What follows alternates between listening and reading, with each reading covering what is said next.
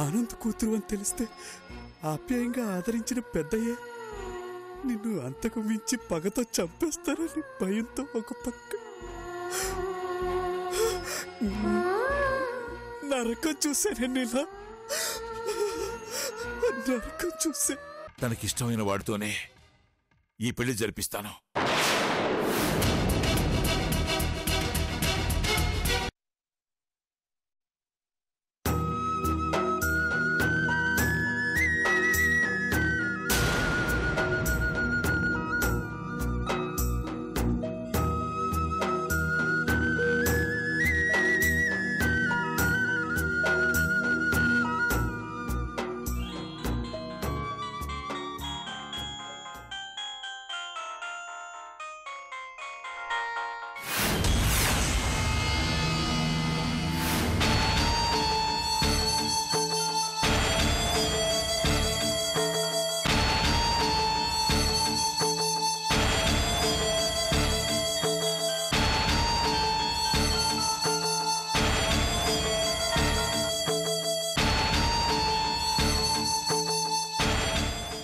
పెద్దిరెడ్డి గారు, నేను చిన్నపరెడ్డిని మాట్లాడుతున్నానండి. మీరా?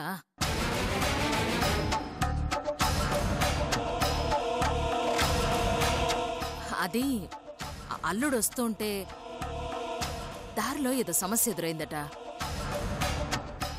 అందుకే. పర్లేదండి, ఇప్పుడు అంత తొందరగా రావాల్సిన అవసరమేం లేదు. మరి నిశ్చితార్థం? నిశ్చితార్థం ఆగిపోయినాదండి.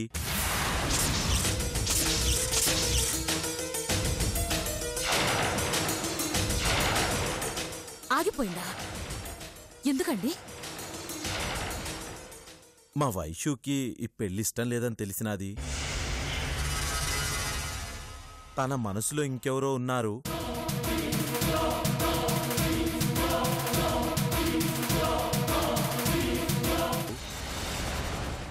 మీకు తెలిసినాదేగా, మా అన్న వైషు మనసు బాధపడేలా ఏ పని చేయడు.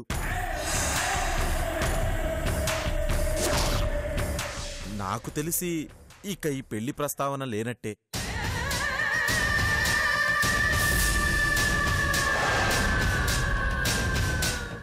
ఇంత దూరం రమ్మని ఇప్పుడిట్టా జరిగినాది అంటే అల్లుడు మనసు బాధపడతాదేమో. మీరే కొంచెం అల్లుడికి అర్థమయ్యేటట్టు చెప్పాలా. అయ్యయ్యో, వాడి గురించి మీరేమీ కంగారు పడకండి. వాడికి ఎలాగోలా నేను నచ్చ చెప్తానులేండి. అట్టాగేనండి. కొన్ని రోజులు అల్లుడిని మీ దగ్గరే ఉండనివ్వండి. లేదంటే తనకి పనుంటే తిరిగి అమెరికాకి వెళ్ళిపోమని చెప్పండి. మనసు కుదుట పడినాక అన్నతో అల్లుడికి ఒకసారి ఫోన్ చేయిస్తాను.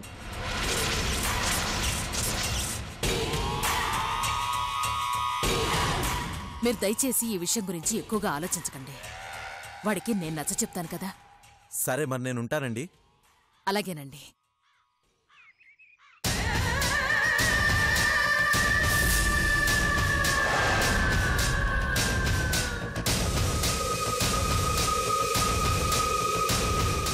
ఏంటమ్మా, నిశ్చితార్థం ఆగిపోయిందా? ఎలా? పెద్దిరెడ్డి కూతురు వేరెవరినో ప్రేమిస్తుందట మూర్తిగారు. ఆ అమ్మాయిని బాధ పెట్టడం ఇష్టం లేక నిశ్చితార్థం క్యాన్సిల్ చేశారట.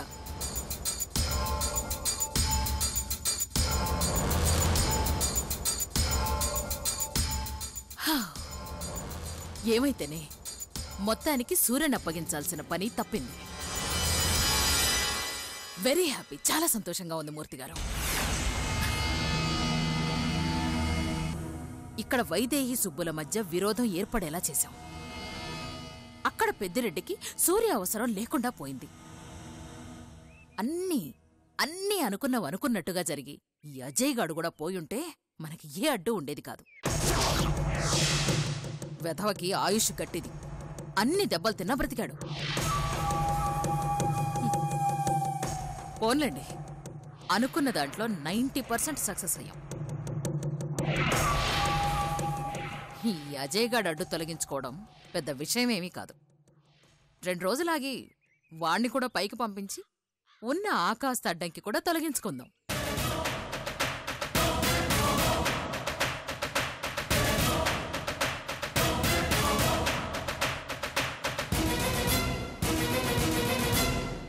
ఏంటి మూర్తి గారు అలా చూస్తున్నారు? అబ్బే ఏం లేదమ్మా, మీ ప్లాన్ సక్సెస్ అయింది కదా, సంతోషంగా ఉన్నాను. అయ్యో సరే సరే, అక్కడ ఆ పిచ్చిది ఏడుస్తూ కూర్చుంది కదా, నేను కూడా వెళ్ళి కాసేపు ఏడుస్తాను. ఆ.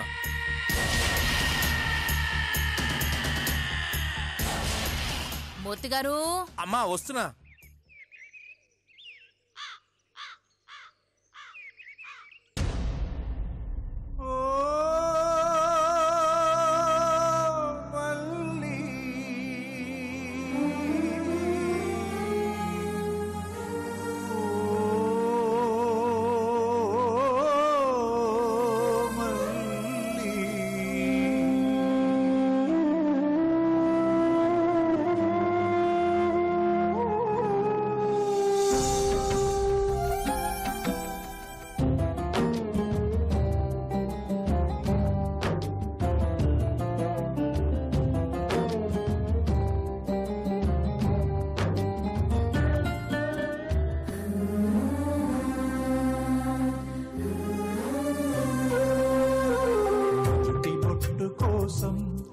నువ్వు చేసే త్యాగం, నువ్వుటి బొట్టు కోసం నువ్వు చేసే త్యాగం, గుదిబండే మోస్తున్న నీ గుండెల్లో అనురాగం, గుదిబండే మోస్తున్న నీ గుండెల్లో అనురాగం, పక్షపాతము సోకని మనసే నీది.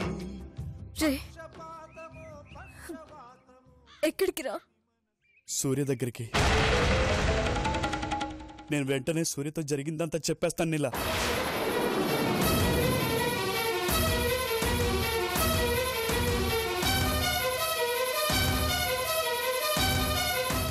వద్దురా, నువ్వు ఎవరితో ఏమీ చెప్పొద్దు.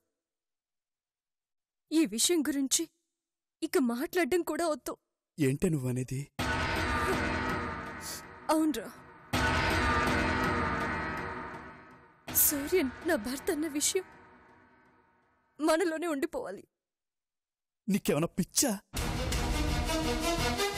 అవతల పెద్దయ్య సూర్యకి వైషమ్మకి పెళ్లి చేయాలని నిర్ణయం తీసేసుకున్నాడు. అందుకే శ్రీరామే నా భర్త సూర్య అన్న విషయం ఎవరికి తెలియకూడదు అంటున్నాను. మతుండే మాట్లాడుతున్నావా? శ్రీరామే సూర్య అని తెలిసిన తర్వాత కూడా ఇంకా వాళ్ళిద్దరు పెళ్లి జరగాలని కోరుకుంటున్నావా?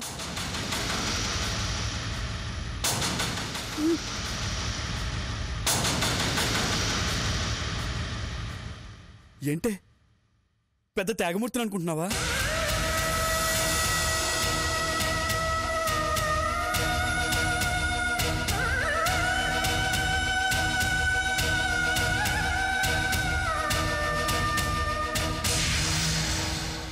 త్యాగం కాదురా, న్యాయం చేయాలనుకుంటున్నాను. ఎవరికో న్యాయం చేయాలనుకుని నీ జీవితాన్ని అన్యాయం చేసుకుంటావా? నా జీవితంలో ఎప్పుడో అన్యాయం జరిగిపోయిందిరా.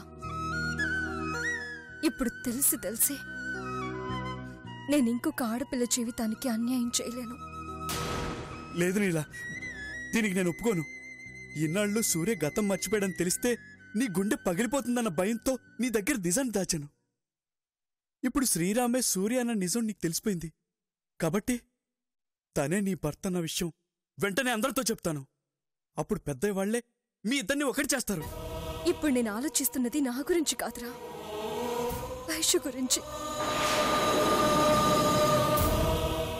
పాపం వైషు శ్రీరామ్ మీద ఎన్నో ఆశలు పెట్టుకుంది. తనతో కలిసి జీవితం పంచుకోవాలని ఎన్నో కలలు కంది. పైగా తన ప్రేమని నేనే దగ్గరుండి ప్రోత్సహించాను. కుటుంబం మొత్తాన్ని ఒప్పించాను. ఇప్పుడు నా స్వార్థం కోసం నా భర్తే తను ప్రేమించిన శ్రీరామ్ అన్న విషయం బయట పెడితే వైషు తట్టుకోలేదురా, తట్టుకోలేదు. వైషమ్మది ప్రేమేనే, కానీ సూర్యతో నీకు పెళ్లి జరిగింది. నువ్వు బిడ్డను కూడా కనబోతున్నావు. ఆ విషయం మర్చిపోయావా? ఇప్పుడు నిజం తెలిస్తే వైషమ్మకి బాధ మాత్రమే కలుగుతుంది. కానీ నువ్వు నోరెప్పకపోతే నీకు బతికే లేకుండా పోతుందే. చేతులారా జీవితాన్ని పాడు చేసుకోవడానికి నువ్వు సిద్ధంగా ఉన్నావేమో, కానీ కళ్ళ ముందు నా నీళ్ళకి అన్యాయం జరుగుతుంటే నేను చూస్తూ ఊరుకోలేను.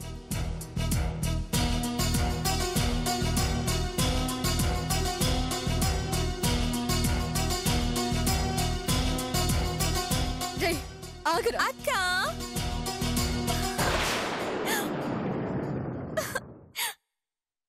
థ్యాంక్స్ అక్క, థ్యాంక్స్ అక్క, థ్యాంక్ యూ వెరీ మచ్.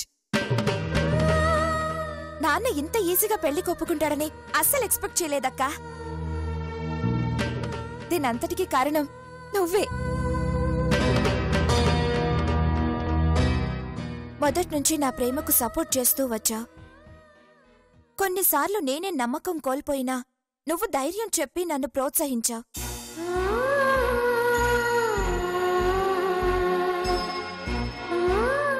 శ్రీరామ్కి నా మీద ప్రేమ ఉందో లేదో అని సతమతమవుతున్నప్పుడు సలహా ఇచ్చి సాయం చేశావు.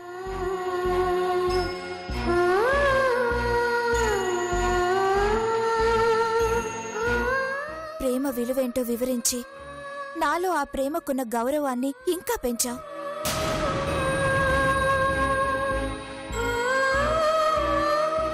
పెద్దవాళ్లని ఎదిరించే ధైర్యం లేక, అలాగని ప్రేమని చంపుకోలేక నేను మనసులోనే కుమిలిపోతుంటే నా బాధని అర్థం చేసుకుని నాన్నతో మాట్లాడి నా పెళ్లికి ఒప్పుకునేలా చేశావు.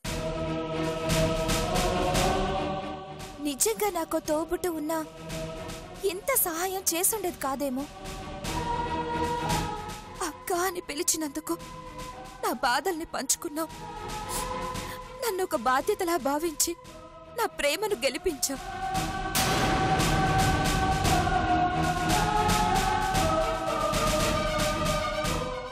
నువ్వు గనక నాకు అండగా లేకపోయుంటే ఈరోజు నాకు ఈ ఆనందం దక్కేది కాదేమో.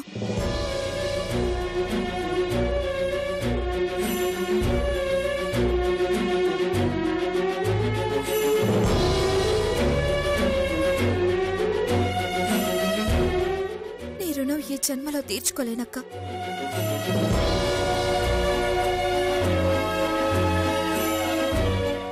నా ప్రేమ గెలవకపోతే నాకు చావే దిక్కనుకున్నాను.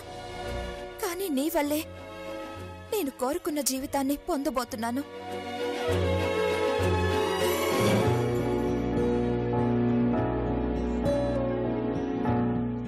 నా సంతోషాన్ని ఇంకా ఇంకా పంచుకోవాలనుంది, కానీ మాటలు రావట్లేదు. నీకెలా కృతజ్ఞతలు చెప్పుకోవాలో కూడా నాకు అర్థం కావట్లేదు.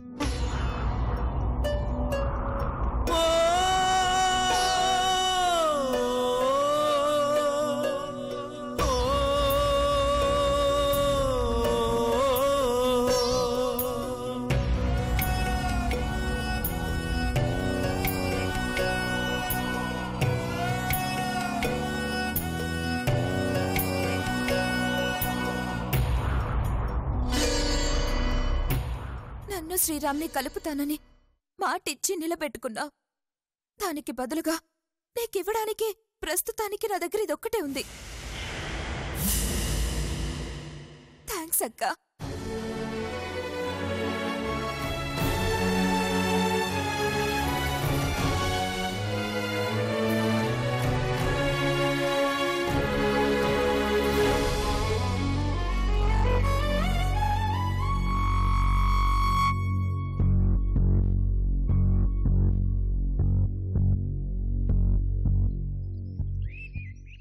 వస్తానక్కా.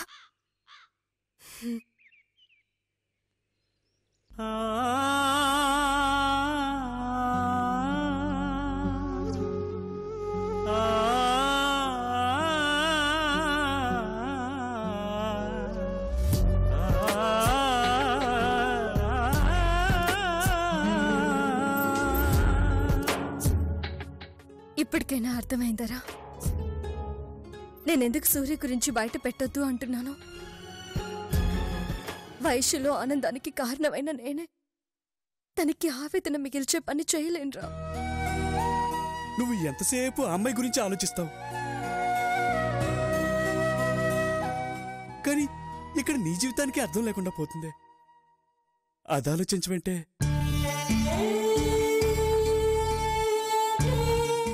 ఒకప్పుడు సూర్య నిన్ను కాదన్నాడు, నిజమే.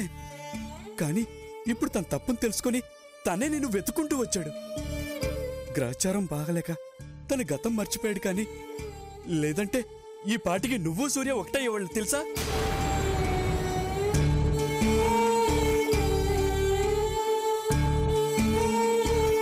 నువ్వు సూర్యకి వైషమ్మకి పెళ్లి చేసి వైషమ్మ ప్రేమని గెలిపించాలని చూస్తున్నావు, సరే. కాని ఒకవేళ వైషమ్మకి శ్రీరామే నీ భర్త అన్న నిజం తెలిసిపోతే అప్పుడు కూడా తను శ్రీరామ్ని మనస్ఫూర్తిగా కోరుకోలేదు కదా.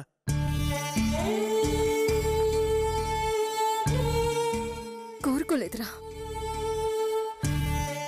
కానీ నిజం తెలిస్తే తను తట్టుకోలేదు. మనసు నిండా శ్రీరామ్ని నింపుకొని బ్రతుకుతుంది. ఇప్పుడు తను దక్కడు అని తెలిస్తే వైషు ప్రాణం పోతుందిరా.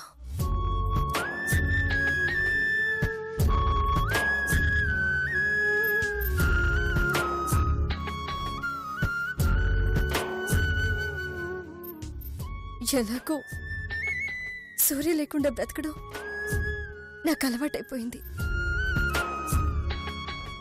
ఇప్పుడు సూర్య మళ్ళీ దూరమైనా నాకు జరిగే నష్టమేం లేదు.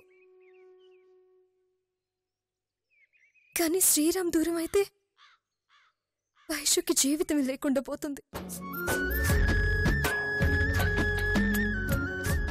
కాబట్టి సూర్య వైషుని పెళ్లి చేసుకోవడమే న్యాయం. న్యాయమని నువ్వు అనుకుంటే సరిపోద్దా? వైషమ్మ జీవితంలో ఆనందం నింపడం కోసం జీవితాంతో నీ బిడ్డకి తండ్రిని దూరం చేస్తావా? అది న్యాయమేనా? నా బిడ్డని ఎలా పెంచాలో నాకు తెలుసురా. అన్నీ తెలుసంటూనే ఇట్లాంటి తెలివి తక్కువ నిర్ణయాలు తీసుకో. అసలు ఇదంతా కాదే. నేను నేరుగా వెళ్ళి సూర్యతో తన గతం అంతా చెప్పేస్తాను. అప్పుడు అతనే నిర్ణయించుకుంటాడు నువ్వు కావాలో వైషమ్మ కావాలో. రే బాలు, ఆగు. నేను ఆగను. రే ఆగరా. నన్ను వదలవే. ఇన్నాళ్ళు ఆగినందుకే పరిస్థితి ఎంతో వచ్చింది. ఇంకా విషయం దాస్తే ఇంకెన్న అర్థాలు జరుగుతాయో. నన్ను వెళ్ళనివే. రే, నువ్వు సూర్యకి నిజం చెప్తే నేను ఆనందవర్మ కూతున్న విషయం పెద్దయితో చెప్తాను.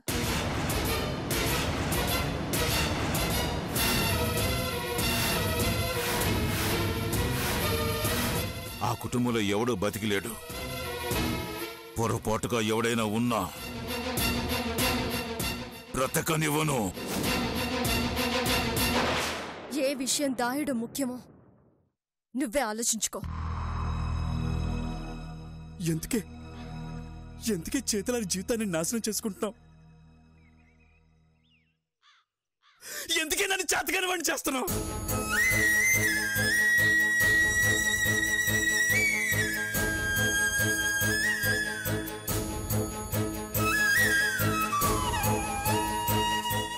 రే,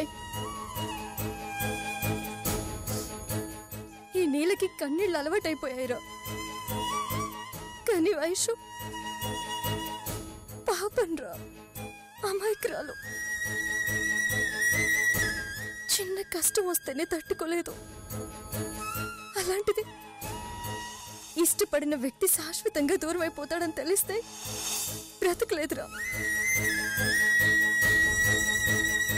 తన జీవితాన్ని అన్యాయం చేసి నేను సంతోషంగా ఉండలేను. అందుకే ఈ నిర్ణయానికి వచ్చాను. సూర్యని వైషుని కలిపి నా బిడ్డను తీసుకుని ఎక్కడికైనా దూరంగా వెళ్ళిపోతాను.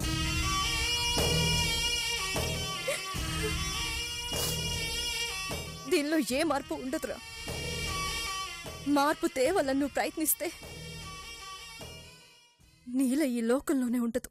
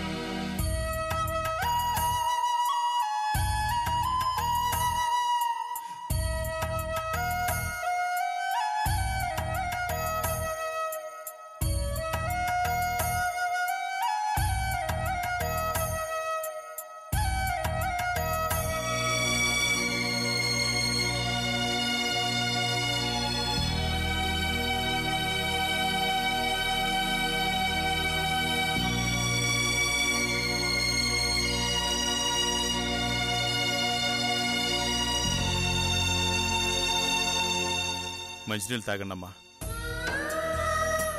పొద్దుటి నుంచి ఇలానే ఏడుస్తూ కూర్చునున్నారు. కనీసం కన్నీళ్లు రావాలన్నా ఒంట్లో తడి ఉండాలి కదమ్మా.